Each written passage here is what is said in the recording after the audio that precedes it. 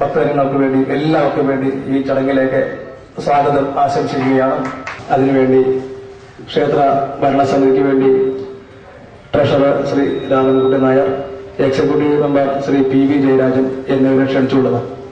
പ്രിയപ്പെട്ട ഭക്തജനങ്ങളെ, ഇന്നിവിടെ കൂടിയിട്ടുള്ളതായ എല്ലാവരോടും ഇത് അഗാധമായ നന്ദി രേഖപ്പെടുത്തിക്കൊള്ളുന്നു. ഇന്നിവിടെ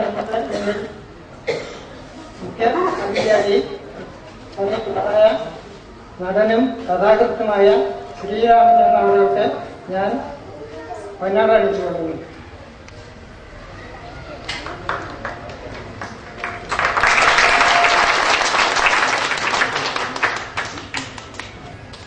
എല്ലാവിധ റിപ്പോർട്ടുകളും സമർപ്പിക്കുന്നതിന് വേണ്ടി ശ്രീ കുഞ്ഞികൃഷ്ണൻ അവരെ ക്ഷണിച്ചു.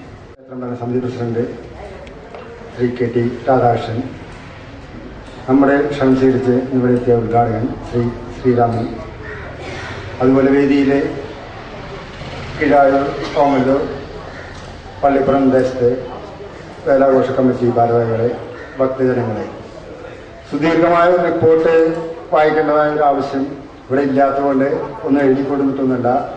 റിപ്പോർട്ടിൽ നമുക്ക് ഗോപുരത്തിൻ്റെ കാര്യങ്ങളാണ് കൂടുതലും പറയാനുള്ളത്. അതിൻ്റെ വരവ് ചെലവ് കണക്ക് നമ്മൾ നാട്ടിൽ അവതരിപ്പിച്ചാൽ മതിയല്ലോ, ഇവിടെ ഒന്നും പറയേണ്ട ആവശ്യമില്ലല്ലോ. അതുകൊണ്ട് അതിനെപ്പറ്റി ചെറിയൊരു 2 വാക്ക് പറഞ്ഞുകൊണ്ട് സമയമില്ലാത്തത് കൊണ്ടും വളരെ സമയം വൈകിയത് കൊണ്ടും ആണ് ചുരുക്കുന്നത്. കാരണം ഞങ്ങൾ ഈ വേലാഘോഷ കമ്മിറ്റി കിഴായൂർ ദേശത്തിന് വളരെ മോഹമായ 2007 തുടങ്ങി വെച്ചതാണ് ഒരു ഗോപുരം പടിഞ്ഞാറ് നടക്കൽ വേണം എന്നുള്ളത്.